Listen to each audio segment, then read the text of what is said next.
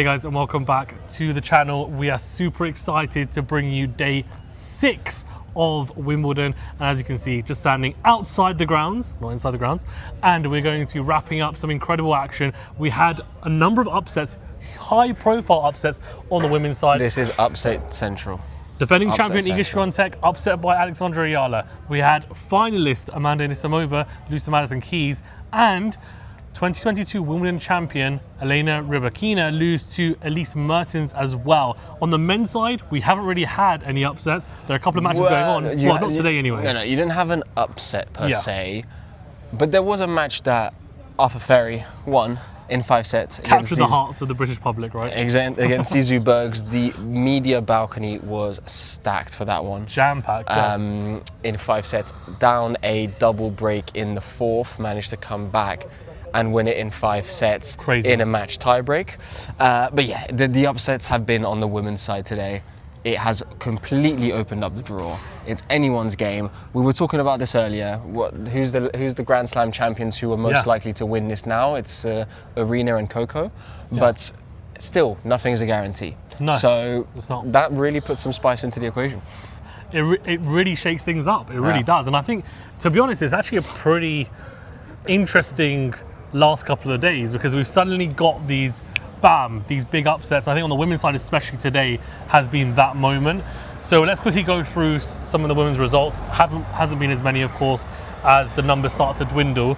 And we had Anisimova lost to Keys in 3 sets. She took the first set 6-3. That was always going to be a really tough one for both players, because both possess a lot of power, and on grass we know that they're going to have a lot of success, shorter points, and in the end Keys was one that outpowered Anisimova. And interesting to see how she does, because historically she's always had good grass results in tournaments outside of Wimbledon. She's had some good results inside as well, but especially outside, and you think her game would be suited to that. Noskova beat Kostya 11-9 in a deciding tiebreaker, super tight there. Paulini. I mean, just dominant display. She was doing everything right. She was going for her shots. She was coming to the net. I think she won 10 out of 12 net points. Crazy. That obviously her doubles experience really helps with that. She did pull out of the doubles with Sarah Errani, because she said she needs the time to allow her body to be ready for the singles, and I think that's one of the wisest choices she's made. And it clearly worked. She dropped 3 games, right? And you know what? I think she'll be quite relieved that she's playing Alex Eala rather than Iga Swiatek, although she did lose to Alex in Dubai earlier this year in straight sets. But you're saying, you know, I've had a really tough season. I've not won 3 matches in a row all season. It's the first time she's done that this year. If you had won 3 matches in a row for the first time this year, and you have to face Iga Swiatek next, you'd be like, well, you know, what else can I do? But she's got Alex Eala, and that was going to be a very interesting match. 100%. That will be a very interesting match. They've only played once before. We'll do a very brief preview of that a bit later as we preview tomorrow's matches, and I'll tag that one on as well. But in terms of the other women's matches, yes, Alex Eala won in straight sets, 7-6, 6-2. That first set, crazy. Multiple set points for both players. And in the end, Eala took it 11-9. It was just bonkers, because Eala got broken early. Then she broke back, it was on serve. Then she had a chance of 5-4 serving at 40-30 to take the set. Didn't take it, Swiatek saved it. And the tiebreaker, it was 2-love up Swiatek, then 5-2 Eala, then it went to 7-5. Swiatek, they were just swinging. It constantly. It was back and forth. It was back and forth. Really and I was watching Cobolli and Hachinov on court 2, and I was just checking the scores, and I was like, when is someone going to win this set? Exactly. Like, when is someone going to win this set? Exactly. And the funniest thing is, even though the second set was 6-2, the deciding game at 5-2 was, I think, around 10 or more minutes. Just incredible, and a real fight from both players. We can touch on their press conferences very briefly, but if you want to hear their full thoughts, then obviously check out the YouTube or socials. But Alexandra Eala, very happy, of course, with the result. Says that her attacking game, I think, does put Iga Swiatek off balance a little bit. For Swiatek, not happy with the slow serves. With the slow serves, not being able to return them as well as she would like. Talked about framing a few balls, which she did. Was a bit uncharacteristic, I would say, at times, but I think a lot of that was probably down to the fact that Eala was pressuring her and making her feel nervous. overthink the shots. Exactly, overthinking, feeling like she had to go for a lot more than maybe she needed to, and that's a testament to Eala. Definitely had support in centre court, maybe not as much as she would have in the outside courts because it's a lot more difficult, of course, to get into centre, but she still utilised it really well. There's a bit of a question mark around heavy strapping on her leg, but no one really asked that. No one did, and no one seemed to, well, she didn't seem to be bothered by it, so let's see if it does play a part in future matches. Do you speak to Paolini, actually? I did speak to... very briefly, just give a quick snippet? I did speak to Jasmine, and you know what, she came in very proud of the way that she played. She said that she was trying to implement the aspects that she's been focusing on over the last few weeks into her game, and things just clicked. Looking towards the Eala match, she did say it's going to be a very tricky one because Alex doesn't have a standard game. No, it's an awkward game. It's an awkward game. It is. Puts you under pressure, makes you get on the defensive. And I think it also goes into what Alex was saying in her press conference, which we can touch upon in a second, but you just feel like you don't have the time, and also the fact that she's a lefty adds to the equation. And the reason why I say, you know, Alex also touched on this herself, was she said she grew up playing on a court which was basically also a basketball court, and she couldn't go so far behind the baseline because her racket would hit against the basketball. So she's used to taking the ball early. She's used to taking the ball early. She's been developing her game since she was a child like that. Exactly. So you can see some patterns. 100%. It's just natural to her, right? I think it's probably the biggest takeaway from what she was saying, and that's interesting to hear and definitely shows in her game. Mertens beat Rybakina, as we mentioned. Now, Rybakina, I talked to her after. She lost 7-6, 6-1. Another example of a former Wimbledon champion losing a first set tiebreaker, then unfortunately capitulating really in the second set, I would say. And I talked to her after, very briefly. Again, you can check this out on the socials or YouTube, but she was disappointed. I think she essentially, it came across as if she just thought she hadn't played anywhere near her best tennis. And just for context, they'd never played on grass before, from my knowledge, but she was leading the head-to-head 7-1 with Mertens going into this. So, and I didn't ask the question because obviously she was, you know, in a position where she was clearly a little bit upset. And I was tempted to ask a bit later on the press conference, but I chose not to. But I was tempted to ask, did the head-to-head, that really heavy head-to-head in your favour, potentially lead to her maybe subconsciously taking it for granted, or this match for granted anyway? I'm glad you didn't ask that question. I'm glad you didn't ask that question. I don't think I would have got a very good response, if I'm being honest, but it was something that definitely played on my mind. So something we can discuss, and let me know in the comments if you think so.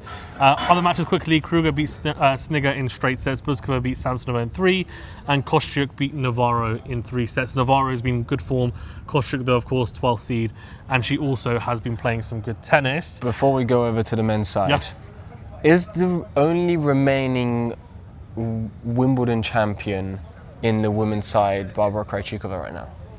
Yes, okay. I think you're correct. Yeah, it's only Barbara Krejcikova, and the only Grand Slam champions I think are herself, Goff, and Sabalenka. Yeah. So, yeah, it's pretty open. Well, it's becoming very open on the women's side. I think a lot of the players will be licking their lips thinking, look, this is my opportunity, this is my chance. This is the Roland Garros on the women's side now. It is, yeah. It is in a way. Well, we'll see. I think if Sabalenka and Goff were to fall, then you start saying, whoa, it's wide open.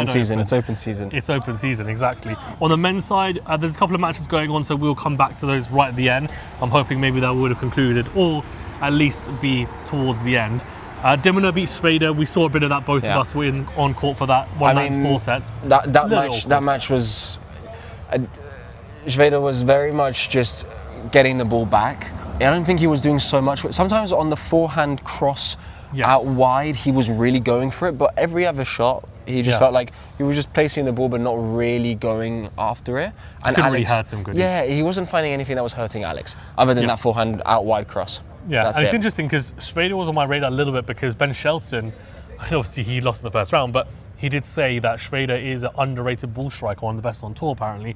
We did see some glimpses of that, but nothing that would make you think, wow, he really stands out. So I think pretty solid on both wings, but as as Liam touched upon, wasn't really able to hurt Dimitrov. No. He's a great defender, great mover. So maybe it was just counteracted by that, Yeah, right? potentially. Which could have been the case. Cobolli, I mean, you just spoke to us, we can touch on that. He won in 5 sets, came from 2 sets to 1 down after getting bageled as well in the first set. Do you want to touch on that quickly? Yeah, I mean, I know what Flavio's having for dinner tonight. It's a pizza and a pint of ice cream. Can you believe that? That's what he told us. That's what he told us. He actually did. I know. I couldn't believe it when he told me. I mean, I would love to follow the Flavio Cobolli diet, but I think I would get diabetes or something. In his match, I mean, he came out and we texted about the first set because neither of us were on the court at that point. 6-love, like straight away.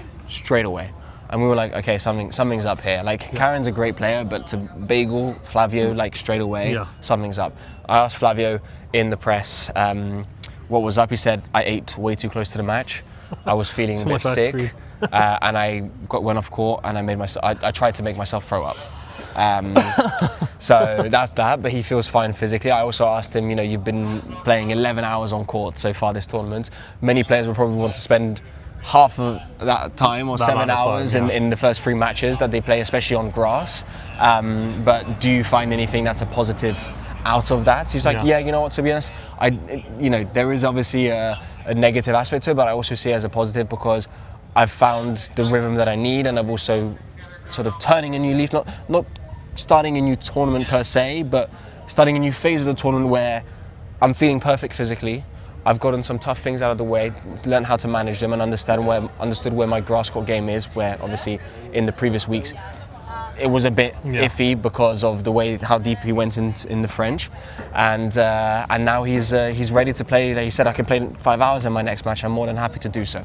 So 5-set win. He said he's been improving his serve, which we definitely saw today. Served more aces than Karen, and felt like he was keeping Karen very confused with his serve. So good, looking good, but he's been taking the scenic route. Let's see how he goes in the next round. Yeah, he's got an underrated serve. I'll say that. I think he can take it up above 130 miles an hour, and definitely underrated serve. One of his, I mean, he's pretty tall. He's around maybe like our height, a little bit taller maybe, but he's not too tall. I think he's my height. Okay, fine. So I mean, he's pretty tall. I'll let you guys decide what my height is in the comments. 6 foot maybe, I'd say. 6'4". 6'4", exactly. Arthur Ferrier, as we mentioned, he won in 5 sets. I mean, we didn't manage to speak to him, but that is an incredible story. So I think we might have to catch a word with him maybe in the next round. And Lehechka beat Minar in 4 sets. Zverev, routine over Marcus Giron, who of course Liam has a little bit of a, I'm his coach, basically. But I wasn't on court, so that's why it was a straight sets one. Exactly, unfortunately. Sorry, Marcus. Sorry. But look, I mean, a pretty good going, I would say, for Marcus Giron, 3rd round, and he's unseeded, so that's a pretty good result, I would say. Fritz beat Sonego in 4 sets, and then currently at the moment, did Dimitrov break back? He did. He did. So currently at the moment, Dimitrov is 2 sets to 1 up and 5-4 on serve. He was up. Berrettini was up a break in that 4th set. Okay, and TFO, he was up a break in that 4th set. TFO Bublik. This is an incredible match on court is 1. So TFO took the first set 6-4. Now Bublik has taken the next 2 in tiebreakers, 7-5 and 13-11. That 3rd set could be crucial. We could talk about that after the match if Bublik wins and say that was the pivotal moment in that match, that's for sure. But I'm interested to see how that one plays out. That's a blockbuster for sure. Let's preview then tomorrow's matches. We're going into the 4th round, and there's just some big matchups. There are some big matchups in this 4th round. So on the men's side tomorrow, there are some decent ones. I think on the women's side, they are actually insane. And you know what? I'm going to let Liam do the women's because I did the women's yesterday. Oh, did you? Okay, fine. Okay, I did the women's yesterday. Okay, fine. You do the men's. So come on, let's go. Exactly. Come on, let's go. So, Djokovic and Safiullin. Djokovic in 4. Okay. Hurkacz and Struff. Hurkacz in 3. Hurkacz in 3. Okay. Ooh, okay, that's interesting. Okay, I like that. Fun. Felix and Fokina. Felix in 4. 4, okay. Sinner and Mochizuki? Sinner and Mochizuki, Sinner in 3. Sinner in 3? Yeah. Sinner in 3. Okay. Mochizuki is... I love watching him play, by the way. So I think you might end up watching him, or maybe I will. But he loves to come to the net, and it's funny. I think in one of the interviews, so the press conference, just very briefly before we move on to the women's, someone asked him about how you're going to beat Sinner, or like, what do you need to do to beat him? Take time away, come to the net. No, he didn't say that. He said, well, if I play my normal game, I'll probably get destroyed. So he said, I need to distract him. I think what he meant was, I need to disrupt him, but he's a distractor, and so I think in the press lost in translation. Yeah, lost in translation. But he's a real character. He's really funny. We spoke to him in qualies as well. I think it's worth speaking to him. He's a player who is maximising, I think, his what he game. has. I think he's yeah. only around 5'10", maybe. I think he's shorter than that. Might even be shorter than that. But, but what's crazy is that he's so good at the net. His transition game is insane. But that's the thing. That's what but it goes to one of the points that Matteo was saying, Berrettini was saying the other day in his press, is like, maybe one day I'm playing at 70%, but I need to get 100% out of that 70%. You have to get 100% out of your assets, your game, at all times. 100%. And if your game is obviously, there are also some limitations from how tall you are, how fast your muscles, the fast fiber twitches or whatever it's called can be. Like there are some genetics that are involved, 100%. and that will help a Sinner compared to a Mochizuki at certain points. But you gotta just try and make the best of what you have. Exactly, 100%. Okay, the women's. Here you go. Okay. Oh, I didn't realize how good the matches were tomorrow. Dude, the women's are crazy. I didn't realize. Dude, this is round of 16. Look at these. Okay. These are insane. Barbara Krejcikova against Karolina Muchova. That's like ridiculous. So, okay. I'm going to say Krejcikova in 3. Okay. Iva Jovic against Jessica Pegula, who doesn't want to be told anymore how much older she is than Iva. Did you say that? Yeah. That's funny. If you want a full preview, by the way, it's on the YouTube channel. I did one for it last night. I said Pegula in 3 sets, and I'll stick with that. I think the head-to-head's 2-0, and Pegula's got a relatively similar game to Jovic, and I just think she's a bit more experienced. So even though I could definitely see Eva winning, but I think Jess will win it. Okay. Naomi Osaka against Arina Sabalenka. Also did a preview for this on the channel, so check it out if you want a full preview. What would be hilarious if you said a different prediction to what you said in the I preview? remember the predictions. I remember. So I actually went with Sabalenka in straight sets, including a tight set in there. I just think the surface, I don't know, I just have a feeling that Osaka's been playing really well, but I have some question marks over the movement. I think the drop shot from Sabalenka will come into play, the slice as well, but let's see. Okay. I can also see Osaka winning, that's a gut feeling. And then Belinda Bencic against Coco Gauff.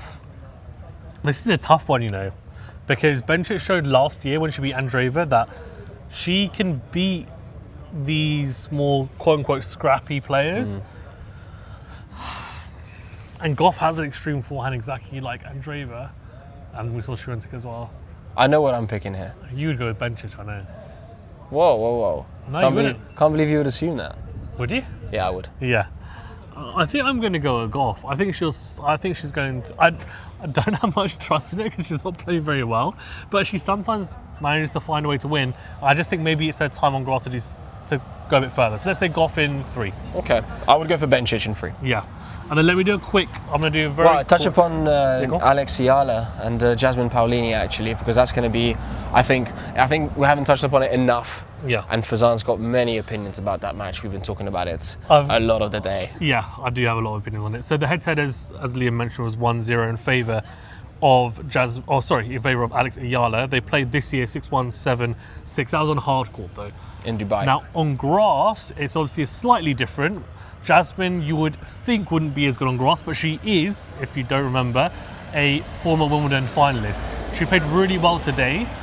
Alex Eala also played extremely well, and I would say that her game is also more suited to the grass, even though, as she mentioned, there are no grass courts in the Philippines, and she essentially only started playing on grass courts when she was in the juniors. Now, let's quickly, very, very briefly talk about who they played so far, and then I'll just give a very brief tactical breakdown and give you guys my prediction on it, because I do think this is one that we should definitely talk about. So Eala, of course, played joint in the first round. Sorry, in the second round. 0-0 in the first round, straight sets, pretty comfortable. Joint, who beat Serena. She ended up winning that one. Eala in 3 sets, got revenge for her Eastbourne final loss, and then today beat Iga Swiatek. I mean, incredible performance from her.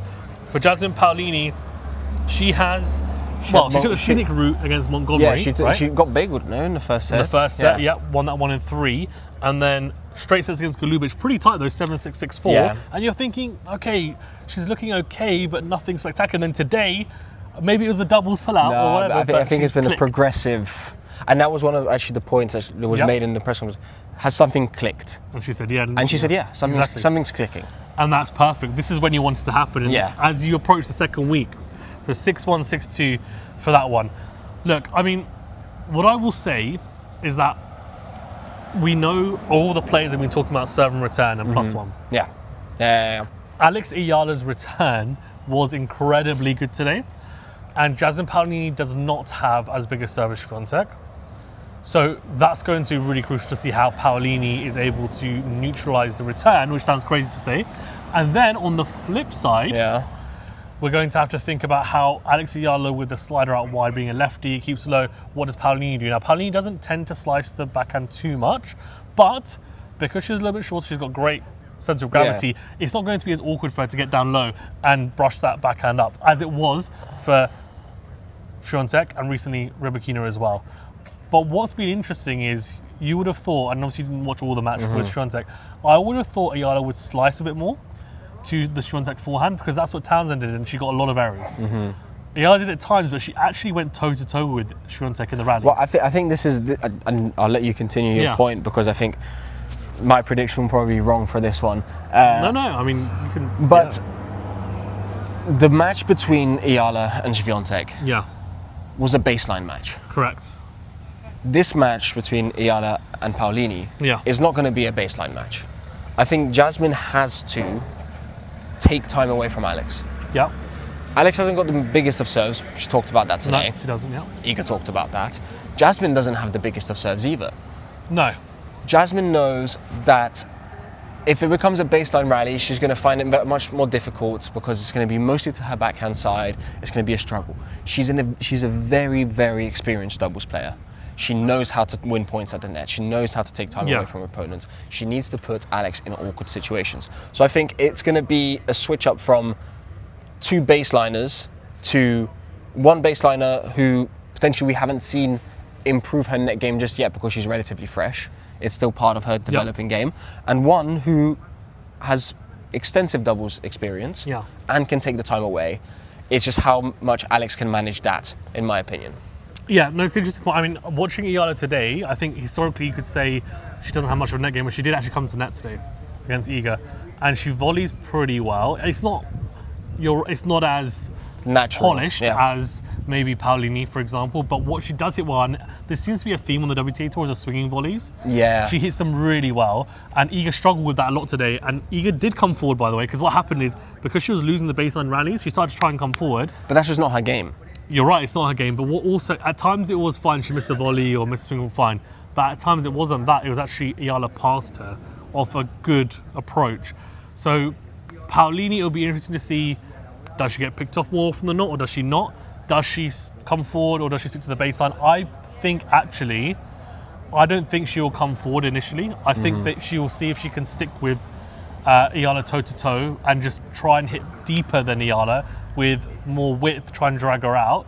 And I think she might slice cross-court into the forehand. Yeah. Because it's quite awkward for Eala to get down and try and whip that. That's not an easy shot if someone's knifing it. I think the volley, I think the difference between Swiatek's volley and Paolini's volley is Swiatek is used to getting the ball deep into the court. So even when she comes into the net and volleys it, she volleys it deep. Correct. But if you've got the player at the baseline in Alex, you're allowing for the passing shot opportunities, because she's got the ball right within her strike zone. Yeah.